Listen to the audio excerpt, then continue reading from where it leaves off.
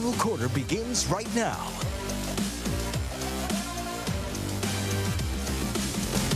And welcome to the final quarter here on CBS 8 Plus. I'm Jake Garriani. That's Karthik Venkatraman. And that extremely handsome young man is Mr. John Howard. We are here to take you through a bunch of sports we got lined up this week. Of course, our San Diego Padres. It is Masters Week at Augusta. SDFC in the wave in action, and a national champion has been crowned in college basketball. Let's start with the Padres. But first, how you two doing? Doing pretty good because these Padres are doing well, huh? I mean, what a heck of a start to the season. 9-3, the best record in all of Major League Baseball. As we record this today on April 9th, they wrap up that third and final game in Sacramento against the Athletics. Folks, this is a look at the overall best records in all of Major League Baseball. Your San Diego Padres at the top, as I mentioned, of April 9th at 9-3, followed by the Mets, the Giants, as everyone predicted, the Los Angeles Angels of Anaheim, the Phillies, Dodgers, Rangers, Cubs, Tigers, and Blue Jays. You see 3 NL West teams up there. Fellas, just your thoughts on the start to this season as we are 11 games in, 12 if I knew how to count, 12 games in.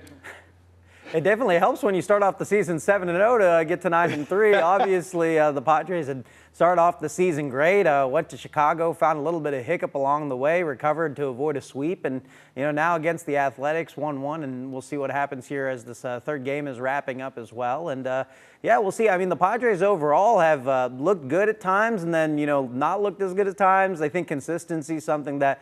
It's still early in the season, man, but some questions at left field still, what they're going to do there. Some infield defense things need to get shorn up. Pitching consistency needs to get there, but as I said, as you said also, 12 games in, you got the best record and you have all those issues, you still got time to figure it out. I think technically I said 11 first, but then 12, because then I had to got all my fingers out and I figured out how many games they and play. You have 12 of those. So. I think some of the surprises on this list is the absence of the Yankees. Well, what in the world? Where are the Yankees? Aren't With they the always torpedo bats? They're, exactly. No kidding. After the first homestand for them, it was like they were just going to hit their way to the World Series title before it was even played. Shocking, the Angels are third. What in the world? Where is that coming from? Also surprising that the Dodgers are down at number 5 and only third in the National League West. So, some surprises here in the first, week and a half of the Major League season. But I think some of that will come out in the wash over the next 6 months. Yeah, usually 162 games does figure out how to make all of that come out in the wash. We do have exciting news here on CBS 8 and the CW, and that is that we do get to carry Padre games this year. Can't wait to broadcast those to you as the official over-the-air broadcast home of the San Diego Padres. These are the 10 games that we have here on CBS 8. If we can drop the index line to show them all off there. There you go. So this is what we're working with. Can't wait to bring you all those. And as we do get to bring you all those, Karthik, Kaz is who I had dropped the index line. Karthik, you mentioned that the Padres had some hiccups there. Yes, there have been moments. Dylan Cease getting absolutely rocked up there in Sacramento for 9 earned runs. Randy Vasquez has looked great at times. I think he's really been a surprise, but Kyle Hart going 2/3 of an innings. You can see where the Padres are like, we got to hang on a little bit here. And then the injuries that came in Sacramento and a little bit before. Jackson Merrill placed on the 10-day IL. Cronenworth and Fernando Tatis Jr. also leaving with injuries. So it is one of those things where you feel like, hey, can we weather this storm even though they're playing such great baseball? It's a long season. I mean, injuries are going to happen along the way, and, at least it's 10 days and not longer than that. So, you kind of just work it out and figure out what it is. And if you can get some wins along the way with those guys that you're kind of like platooning in there into the outfield or second base or wherever you're missing guys. I mean, they've already had to do that kind of in their pitching rotation with Yu Darvish starting the, season on the injured list as well. And, they've sorted through that and, have the best record in baseball right now. So, injuries are going to happen along the way. Padres have seemed to figure it out pretty well so far, and they got to keep figuring out, their permanent positioning. I think left field really becomes that big question for me moving forward.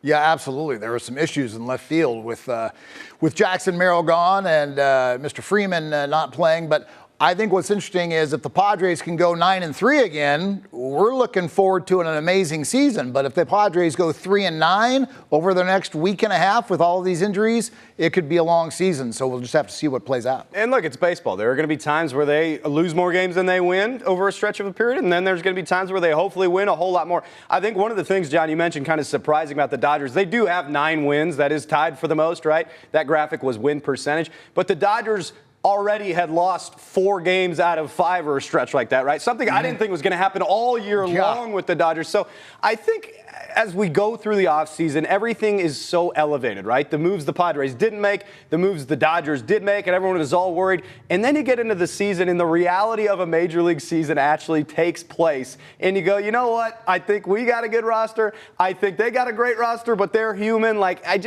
Baseball is the great equalizer, it always feels like. Hopefully the Padres can continue their solid start to the year and get out to the fast start that they wanted to, that they talked about all offseason, and then put together a great second half as well. Any final thoughts on the Padres before we get to some golf? Yeah, I think like the Jackson Merrill, what he said, really before the season's what stuck out to me is just like, we played so well after the All-Star break last season. And had we just done that before, we would have won the, division. And, they weren't that too far out. I think, as we look at this season, and, I said this before the season began, what you put on paper as what's on your roster does not always translate to the field. Do I think the Dodgers eventually will get it together and go on to win the division? Yes. I mean, they seem extremely talented not to. And, we're in a position in which that might not be the case, though. And we see the Yankees struggling right now and, the big payroll they have. And so we'll see. We'll see how it plays out. Sometimes what you put on paper, what you bring in the roster, the offseason moves you make, don't end up translating always into the big prize at the end, which is the championship. I think my final comment is this baseball season is just too long, which is another topic for another day. And I know one Johnny Strayhorse will disagree with me. That's Mr. Tim Flannery, the former Padre and a former Giants third base coach. He loves the marathon that the Major League Baseball season is. But what games do we really want to see? We want to see the games against the Dodgers. Haven't seen any yet. And now against the Giants. Haven't seen any yet.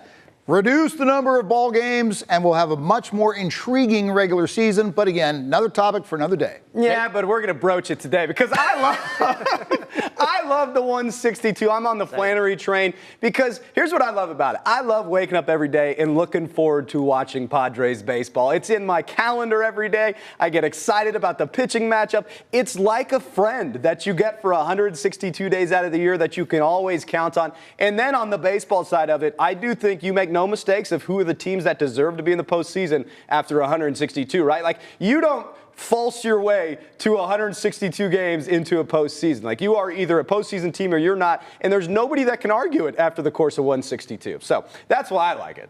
I'm a fan. I'm a fan of 162. I'm here for it. That's how it's been. I don't carry a bunch of traditionalist views, but I like 162. Yeah. Well, all right. I'll go ahead. Yeah, bring me October now. Yeah. But still, 162. I mean, I love having the game on in my garage every night while I'm doing stuff, but isn't 120 enough or 140 enough? And I agree, they do still have a lower percentage of teams that make the postseason. But if they go the way of the NBA and the NHL, where everybody and their brother makes the postseason, 82 games is too many in the NBA. 162, do we need that many? I don't know. Yeah, you do. Let's go ahead and move on from the 162 talk and soak in the smell of azaleas. Get ready to go down Magnolia Lane. It is Masters Week, the beautiful Augusta National, the most prestigious event of the year on the PGA Tour and the first major of the year. Something I get very fired up about. Fellas, how much you looking forward to teeing off Thursday and getting to this Masters tournament? I absolutely can't wait. It's my favorite golf tournament of the year to watch because we become familiar with the golf course. Yeah. The U.S. Open, the PGA Championship, the British Open, those are on rotating sites. But this one, it's the same course every year. And if you watch this thing a minimum of 10 years, you start knowing the layout of the holes. And it is on my bucket list to go and visit this place. Yeah. I don't know if I'd ever get the dream to actually play it. But I love the Masters. Cannot wait to start watching it tomorrow. And I love it so much. I encourage men in their mid-30s to upper 40s, when they're getting vasectomies, Get it the Wednesday before the Masters, because you're going to be sitting in the lazy boy with an ice pack in your crotch, and you can tell your wife, I can't get up and do anything. I'm watching the Masters. You know what's actually hilarious about you bringing that up is just a little while ago on CBS 8, we ran a story about how there's a company that does vasectomy. This is way off track, but it's fun. There's a company that does vasectomies, and they skyrocket the week before the NCAA tournament starts for that exact reason. Yeah. So, Karthik, go ahead. On my bingo card to bring up. This wasn't on your Masters card? No vasectomy talk will be coming from me when talking about the Masters. I love the Masters and just loving it. Vasectomy or not, don't ever plan on getting one either.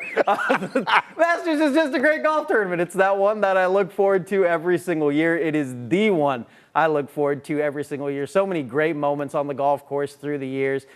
Jim Nance's voice, the Vern Lundquist of the world who called that tournament, just really set the scene. And as John said, prior to all the other mumbo jumbo that he said, it's just a golf course you really get used to, you really enjoy, and the drama just builds because you know what could happen on some of those holes. And it's just a beautiful golf tournament. I love it, and I'm excited to watch it and see how it all plays out. Yeah. You had a beautiful setup, actually, before you went off on the vasectomy train. You really had me fired up for it. Let's talk actual golf, though, because some people watching this are going, okay, we're only talking about vasectomy now.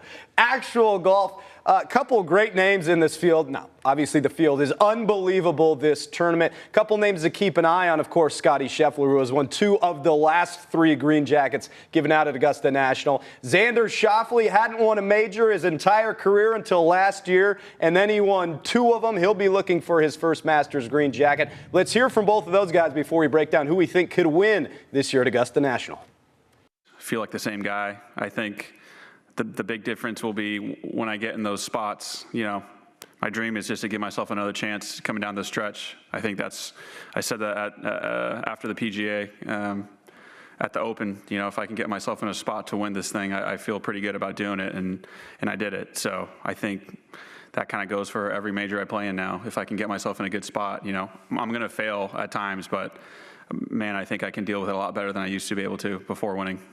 I started the tournament even par just like everybody else. Last year doesn't have a lot to do with this year.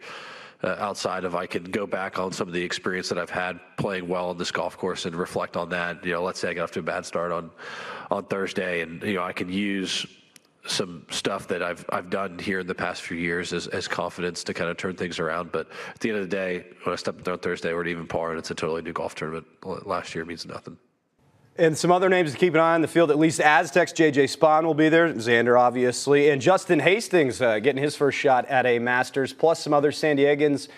Phil Mickelson going to be out there, of course, one of the fan favorites. Michael Kim, so a couple of those names. Other guys, Rory McIlroy looking to complete the career Grand Slam. So a couple big names out there. Who do you guys think really has a chance to win this thing? Who you guys keeping an eye on as Augusta tees off Thursday? I'm picking Rory McIlroy to win it. He's had an incredible season. A lot of people are calling this his best season of golf that he's ever played. And, I'm sure he's got to want that to complete the career Grand Slam. And obviously, I'm pulling for Rory because once upon a time, he signed a national letter of intent to my undergraduate at East Tennessee State University. That's a and wild I would tie. love nothing more than for him to complete this Grand Slam and grab it. And I think he's playing great golf, and that's my pick to win the Masters. I have actually picked Rory McIlroy as well. I was Zooming with Brett Boone yesterday, the former Padre. He likes Brandon DeChambeau and feels that DeChambeau has done a good job of being kind of the lone guy that went to the LIV Tour, but who has come back and kind of shed his nasty character reputation on the golf tour and has done very well on social media, and being the big bomber that he is with a driver, has some popularity amongst the general golf fans who still love the PGA Tour. But I've picked Rory. I'll be very interested to see how Xander Schauffele does. I love what Xander said just there. Now that he's won a major, that monkey is off the back and might relax him a touch more as he's playing at the Masters this week. Yeah, Bryson obviously won that major a year ago as well, so he's locked in, coming over from LIV as well. And Xander wasn't healthy most of the beginning of this year, and then over the last 4 tournaments, he started to get back into it. The only reason I'm a little hesitant to pick Xander to win is because of that. I think he's still getting his driver down, all of that stuff as he gets to Augusta. And this is a tough course, obviously, as we all know. So I think a couple maybe dark horse names I like a Will Zalatoris in this tournament. And then there's a few that I think everyone's on the Rory train. How do you go against Scotty Scheffler the way he's played there the last 2-3 years? But he sounded congested. Yeah. He did sound a little sick. John Howard was talking about ice pack. Sounds like he needs a Z-pack. Another guy I love every time he gets to play, and I get to see him play less because he went to live, though, is John Rahm, who's a guy that can really tear up the Masters as well. So I didn't give a definitive answer on who I think could win. You sound like me sometimes. But if I am gonna, I really like Colin Morikawa as well. Any other golfers you want to name? Next week, Jake's going to pull out the tape. See, I mentioned him. I mentioned all those names. It's obviously going to be a great tournament, and just can't wait to see who's in contention come Sunday. It always provides a wonderful tournament. So that is your look at the Masters. Let's go to the pitch where SDFC is continuing their dominant ways, and what a game they played against Seattle. They really just beat up on a lesser opponent, right? The Sounders, not a great team, and San Diego FC took care of business. This was really Chucky Lozano's breakout party with SDFC. He added a goal, an assist, a secondary assist. Really, I think the match that Chucky needed, guys, against, like I mentioned, a lesser opponent to really get his footing with SDFC. I think this is what San Diego FC fans have been waiting for, and I talked about that on Saturdays. Everyone's been all about Chucky Lozano. He was the big DP signing coming in, and everyone was waiting for that first goal. Obviously, he dealt with the hamstring injury. Finally, saw some playing time in the match before this one, coming off the bench, then started this one and made such an impact from the beginning in the first 90 seconds of the game with that first assist that he dished in. Then he had the secondary assist that you mentioned about Jake, and then he scores that goal, for the icing on top. And, it was phenomenal, obviously, as you said, against an inferior opponent in the Sounders. But once again, San Diego FC coming strong out the gates, 3 first-half goals after they did so against LAFC, looking pretty sharp right now. Yeah, and I got to tell you something about this SDFC ball club. The fact that they have, not shockingly, but so quickly developed a strong fan base. I mean, I've watched every minute of every game, and when it comes to the home games, I don't see very many empty seats. And being the San Diego State University alum that I am, those were the kind of crowds I wanted to see at Aztecs football games the last 3 years. They start doing some winning, maybe. Yeah, they've got to win. I mean, it's amazing the way the crowds have come out for this first-year organization.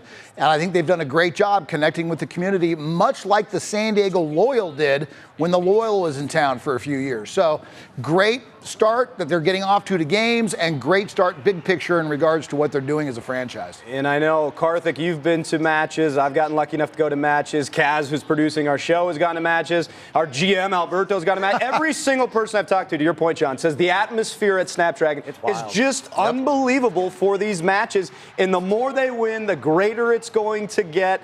They are just really finding their stride as they get into their inaugural MLS season. And here's the funny part. Listen to head coach Mikey Varas. He says they actually really haven't found their stride. I've been inspired by these guys every day, and here's the fact of the matter is we're not even close to as good as we can be, because I don't think we've put together more than 50 minutes, 55 minutes of like our complete highest level without a bit of a drop. And when we get there, I think we're going to be quite a special team. Creo que es una sensación muy bonita. I think it's a beautiful sensation. It was happy moment for me. Unfortunately, I got hurt the second match, and now I'm back, and I was able to start today, and I felt great, and I was able to score my first goal and, help my team. And I want to thank my teammates for all the opportunities they were able to create today. And here is a look at the Western Conference standings in Major League Soccer. That's right, SDFC right there just below Vancouver with 14 points. SDFC will go to Colorado, you see down there in the bottom third of that graphic next, and then take Charlotte on in the East. But, I mean, guys, a heck of a start for SDFC, huh? One of the best for an MLS expansion franchise. Talking straight out the gates, I don't think anyone could have expected this much success straight out of the gates. And, yeah, I mean, the standings say it itself. They've definitely proven themselves to be one of the best teams in the MLS so far. Yeah, and I absolutely love what I hear out of head coach Mikey Varas. I mean, when there was inappropriate chanting early on, He did everything he could to nip that in the bud at that post-match press conference. He immediately talked about that before he took a single question. And then before the season started, he says, I said, oh, you don't like getting punched in the face when when you're the inexperienced team. He goes, no, I do like getting punched in the face because that's how we learn to play better. And then what he said just now, and that, look, as good as we're playing, we can play better. So I'm really liking the leadership personality traits that I see out of Mikey. Great leadership, and they've always mentioned high expectations. They did not shy away from being an expansion team. They did not shy away from wanting to win immediately, and they have done that. And again, they will take on Colorado this upcoming weekend. And the women will also be in action. Our NWSL team, the San Diego Wave, facing the undefeated Kansas City Current at Snapdragon Stadium. Wave off to an okay start, 1-1-1, as you see there. It feels like they're still finding that stride that we talked about as they were coming off of what was a rough offseason. We'll see if they can hand Kansas City their first loss of the season. Either you two, anything on this match this weekend? Tough for them. I mean, they came off that match against the Orlando Pride, who were the defending champs and undefeated. Now they had a week off, and now they're getting ready to take on KC. So we'll see how it goes for them. 1-1-1 to start the season. They've looked good at times, but they've got new pieces. They're still trying to figure out their transition as a whole. It was a tough way they lost to the Pride with Kaylin Sheridan coming off the line that give Marta that PK. So we'll see if they're able to bounce back. They stayed very competitive with the Pride on the road in that game, so there's no reason to think that they couldn't again today or this weekend against KC. Yeah, and Jake, you mentioned they're coming off a rough offseason, but they are also coming off a rough regular season last year. A couple of coaching changes and just not performing the way they did the couple of previous seasons to that one. They won a regular season championship earlier in their organization's history, and last year was a bad year. Right now, 1-1-1, we're still waiting to see what they do.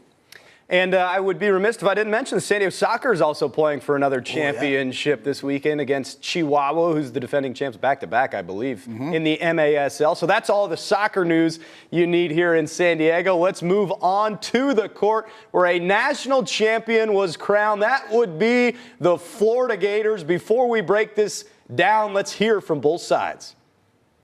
I feel like it just goes back to how connected we are as a team. I feel like we don't have any quitting. I feel like as long as there's time on the clock, we're going to give ourselves a good chance to win as long as we just stay the course, keep taking it possession by possession. So I just like our resiliency and how we fight through adversity throughout the game. Two great teams, two tough teams. We lost by 2 points. They made one more play than we did tonight.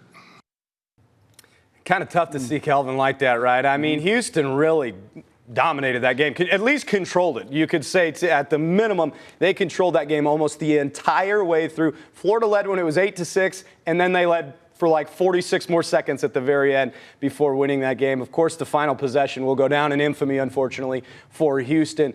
But what a great national championship game it was. I thought Houston had the perfect game plan until the end.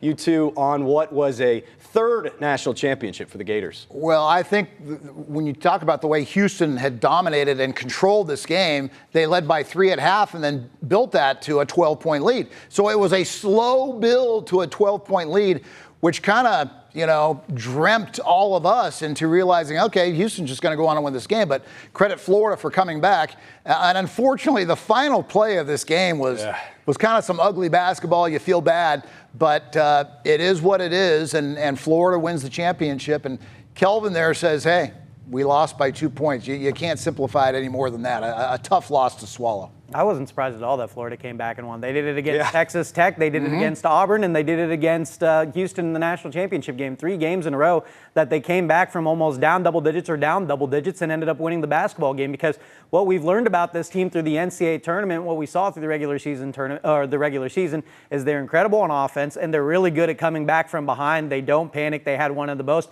if not the most, clutch player in all of basketball this season in Walter Clayton Jr.